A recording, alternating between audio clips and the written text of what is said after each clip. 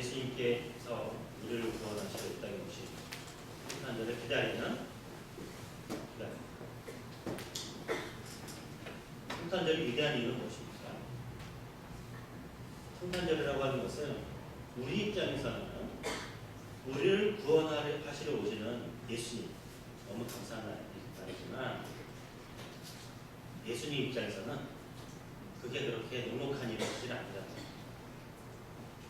하늘 보좌를 걸으시고 사람들이 있는 이 지저분하고 나약하고 또 그렇게 사랑할 것 같은 사랑을 받을 만하지 않은 그런 사람들에게 내려오시는 것이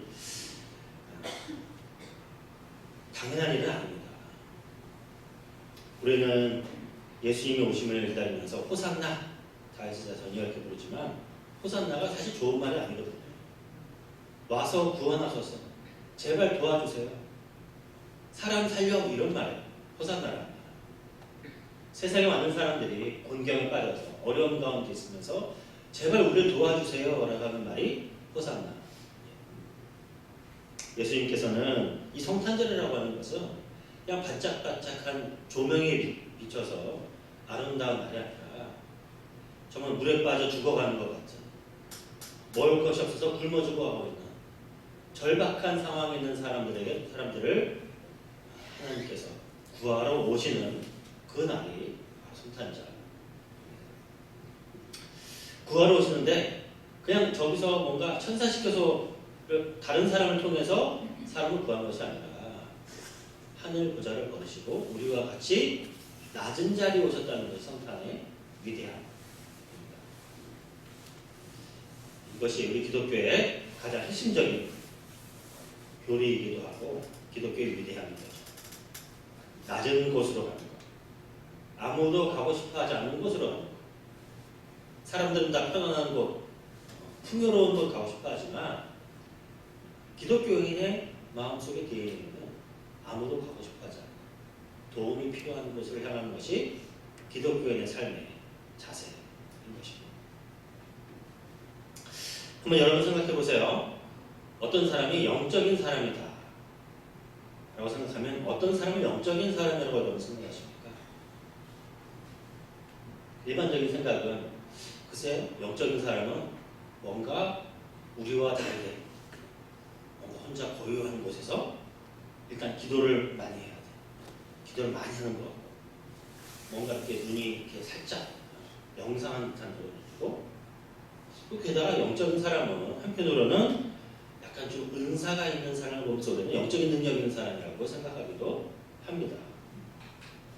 예언의 은사, 병 고치는 은사, 이런 은사를 가진 사람을 보면서 우리는 저런 사람이 영적인 능력 있는 사람이라고 생각하기가 쉽습니다.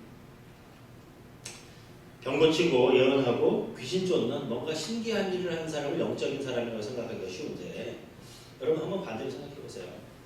영적인 사람의 반대는 말, 육적인 사람. 어떤 사람을 우리는 육적인 사람이라고 합니까? 육적인 사람. 뭔가 하늘에 고상한 가치를 추구하지 않고 당장 내 한 몸의 이익을 추구하는 사람, 몸의 편안함을 추구하는 사람, 이런 사람 아니겠어요? 자신의 욕심을 위해서 다른 사람에게 뭔가 피해를 줘도 내 것을 움켜쥐고 절대로 뺏기려고 하지 않는 사람, 이런 사람을 육적인 사람이라고 말해요. 하는 거죠. 죄된 욕심에 얽매인 사람을 육적인 사람이라고 말해요. 이기적이고 탐욕적이고 세속적인 사람을 육적인 사람이라고 말합니다. 자, 그렇게 말하자면 육적인 사람의 반대가 영적인 사람이라고 한다면 어떤 사람을 영적인 사람을 말할 수 있겠어요? 뭔가 신기하고 도사처럼 보이는 사람이 영적인 사람이 아니라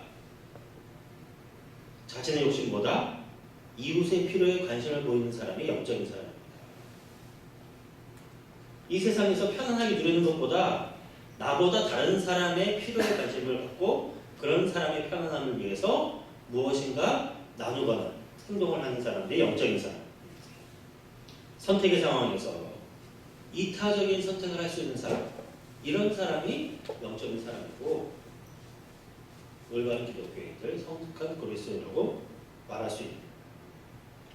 내가 갖는 거, 욕심을 갖는 것보다 더 나누고 내가 무엇을 소유하는가가 나의 관심보다는 정말 이 세상에 정말 어려운 사람이 있는가, 더 나은 세상이 어떤 것인가, 하나님께서 원하시는 것을 위해서 나의 것들을, 자원과 에너지를 쓸 수 있는 사람, 이런 사람을 우리는 영적인 사람이라고 말을 합니다.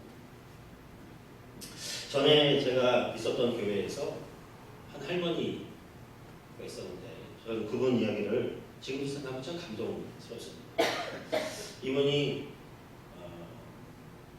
그 연세가 꽤 되신 분이셨는데 이렇게 폐지를 이렇게 주우셔서 생활을 하시는 분이셨어요.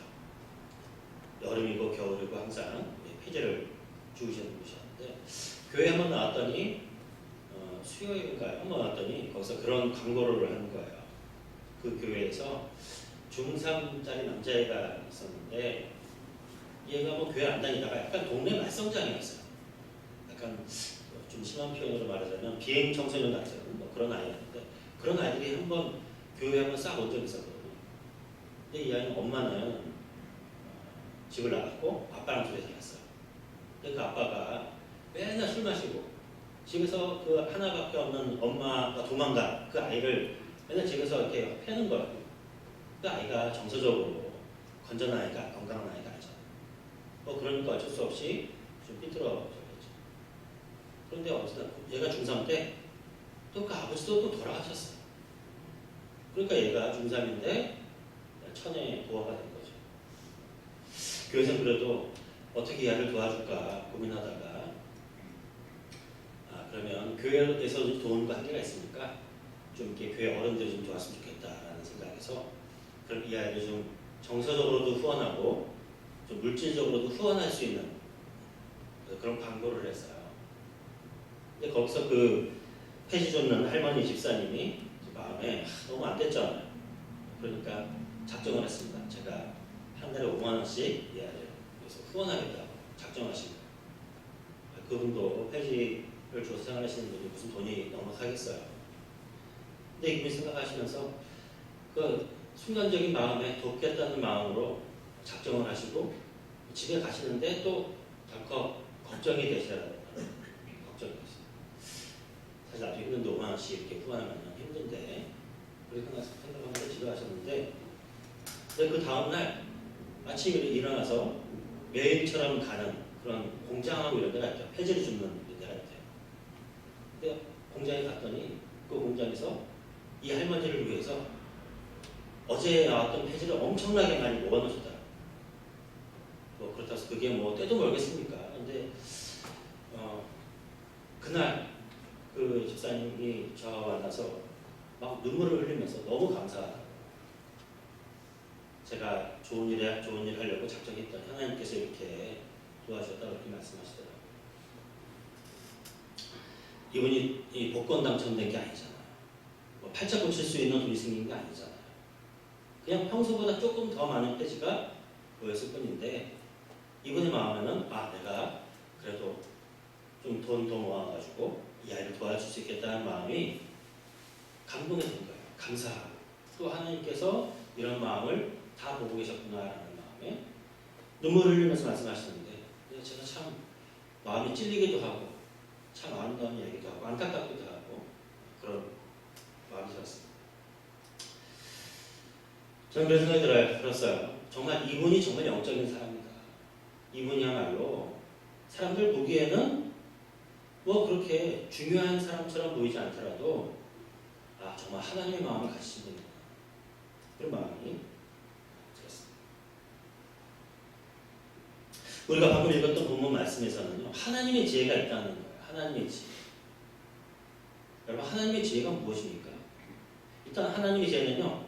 이 당시 세상 사람들이 보기에는 이건 다 미련하게 본대요. 미련하게 본다는 거예요.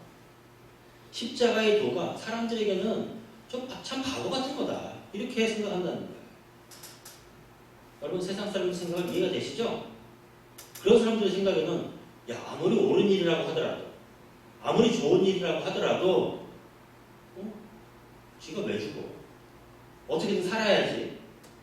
다른 사람한테 뭘 올가면서라도 어차피 내가 살고 가야지. 내가 왜 희생해? 이겨야죠. 그죠? 이 당시에 그리스 사람들, 그리스 고린도 지역에 있는 사람들에게는 지혜라는 건 뭡니까? 말싸움에서 이기는 거예요. 말싸움에서 이기는 거. 여러분 알잖아요. 소크라테스 때도 그렇고 계속해서 변론하는 거. 대화에서 말싸움에서 이기면은 그 사람이 법적으로 승리하게 되는 거예요.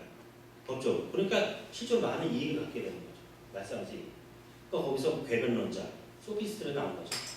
그래서 말 잘하는 사람, 어떻게든 말싸움에서 이겨가지고 다른 사람 이겨먹는 사람이 지혜로운 사람이고, 이런 사람들이 승리자고 성공자라고 생각했던 시대에 다른 사람을 살리기 위해서 내가 십자가에 달려 죽는다는 것. 또 그 제자들도 사람들이 아무도 원하지 않는 높은 자리가 아니라 가고 싶어 하지 않는 그런 곳에 가가지고 그런 사람들과 함께 어울리면서 도와주고 살면서 이런 사람을 보면서 참 바보다 바보.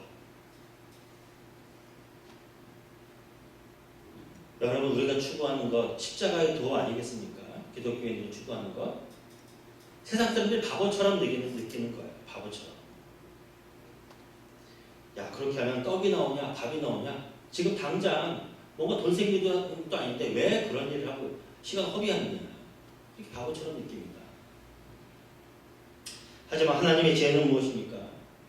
누군가는 그 일을 해야 우리가 함께 떡도 먹고 밥도 먹을 수 있다는 거예요. 누군가는 그 일을 해야 된다는 거예요. 바보 같아 보여도 이것이 결국 사람을 살리는 능력이 여기에 있다는 것이죠. 세상 사람들이 추구하는 지혜, 그들이 원하는 것은 뭐냐면 결국 지혜라기보다는 꾀 같은 꾀. 어떻게 하면 돈을 더 잘 벌 수 있을까? 어떻게 하면 더 많은 것을 가질 수 있을까? 또 어떻게 해서 어떤 권력을 얻을 수 있을까? 다른 사람에게 인정받을 수 있을까? 어떻게 하면 이게 된다더라, 저게 된다더라. 사람이 우르르 놀러다니면서 그걸 배워요. 어느 순간 학교에서도 올바른 사람이 되고 올바른 세상을 만들기 위해서 우리가 어떻게 해야 된다는 가르친다기보다는 이런 꾀만 가르치는 것이 되는 것이 아닐까. 그런 안타까운 마음이 있어요. 여러분 세상의 지혜는요 하나님의 지혜와 반대됩니다. 높은 자리에 올라가는 거, 더 많은 것을 소유하는 거, 사람들에게 인정받는 방법. 여러분 어떤 지혜를 갖기 원합니까? 세상의 지혜를 갖기 원해요? 하나님의 지혜를 갖기 원해요? 우리가 기독교인임에도 불구하고 여전히 우리를 올가매고 있는 죄의 본성이 있어요. 죄의 본성. 여러분 세상에 돈 싫어하는 사람 있습니까? 돈 싫어하시는 저 주세요. 다 좋아요. 사실 돈이라고 하는 것이 뭐 나쁜 건 아니잖아요. 근데 그것만 추구하기 위해서 다른 걸 다 포기해버리니까 문제가 되는 거죠. 죄의 본성, 죄의 본성. 사실 그 3일 전에 뭐 뉴스를 보니까 국가 조찬 기도회라는 거를 하더라고요. 우리나라의 최고 권력자들이 다 나와가지고 나라를 위해서 기도하는 그런 자리인데 저는 그걸 모습 보면서 왠지 제가 약간 마음이 꼬였는지 모르겠지만 저걸 정말 그 순수한 마음이 사는 건가 그런 마음이 좀 들었어요. 대통령님 모시고 가장 힘 있는 사람들, 국회의원들 다 어떻게든 권력자와 함께 있고 싶어하는 그곳에 왜 기독교인 가서 순수한 마음으로 우리가 기도하는 골방에서 기도하는 그런 우리 같은 분이 있잖아요. 그게 얼마나 기도 아닐까? 그 앞에서 축복하면서 물론 그분들에게도 이유가 있을 수 있겠지만 한편으로는 내가 목사로서 장로로서 이만큼 중요한 인물이 되었다라고 과시하는 그런 마음이 있는 거 아닐까? 그런 혼자만의 그런 생각을 해보았습니다. 거기 있는 분들이 나쁘다고 말하는 게 아니에요. 제가 약간 그런 식으로 봐서 할 수 있겠지만 우리는 계속해서 높은 자리에 올라가고 싶어 합니다. 목사가 되고 또 장로가 되고 교인이 돼도 이걸로 다른 사람에게 인정받고 싶어요. 계속해서. 성공적인 목회자, 성공한 기독교인이 되고 싶어요. 어떤 곳에 가가지고 내가 이렇게 예수 믿던 성공했다고 간증하는 자리에서 정말 하나님을 드러내는 것입니까? 그것이? 내가 드러내는 거 아닐까요? 모든 사람을 그렇게 싸잡아 말하기는 참 곤란합니다. 하지만 우리 속에 죄성이 있어요. 하나님의 지혜가 없는 세상의 지혜를 갖고 살면서도 기독교로 포장하고자 하는 마음이 있는 것은 아닙니다. 여러분, 우리는 계속해서 죄된 세상 살기 때문에 항상 깨어 있어야 돼요. 성찰합니다. 내가 지금 어떤 생각을 갖고 있는가? 내가 정말 추구하는 것은 무엇인가? 정말 예수님처럼 하늘 보전을 버리고 가장 안락한 곳, 가장 좋은 것을 버리고 아무도 찾지 않는 더럽고 누추한 곳으로 내려가고자 하는 예수님의 마음을 우리는 갖고 있는가? 우리 교회는 정말 그런 사람을 위해서 희생할 각오가 되어 있는가? 생각해 보았으면 좋겠습니다. 우리 사람의 탐욕을 계속해서 우리 죄의 본성이 부추겨요. 어느 순간 한때는 한두 번 열심히 결단하고 계속해서 좋은 삶을 살려고 아름다운 삶을 추구하기도 하지만 죄라는 놈은요, 포기하는 법이 없습니다. 포기하는 법. 끝까지 우리를 넘어뜨리려고 해요. 세상은요, 수단 방법을 안 가리고 소유하고 권력을 취하라고 계속해서 우리에게 얘기를 하고 그것이 모든 사람에게 인정받는 것이냐 말합니다. 하지만 성경이 말합니다. 하나님께서는 세상의 총명을 폐할 것이다. 세상의 지혜를 폐할 것이다. 결과적으로 세상을 살리고 세상을 하나님 나라로 만들어가는 것은 예수님이 가셨던 그 길을 따라서 낮은 곳으로 가고 험한 일, 굳은 일을 도맡아 하는 사람들, 그런 사람을 통해서 하나님의 나라가 이루어질 것을 말하고 있습니다. 말씀 마무리하겠습니다. 우리는 대림절을 보내고 있습니다. 이 대림절에 우리는 이 성탄절에 하나님께서 우리 주실 것을 우리가 기대하기보다는 이미 받았잖아요. 이미 받았어요.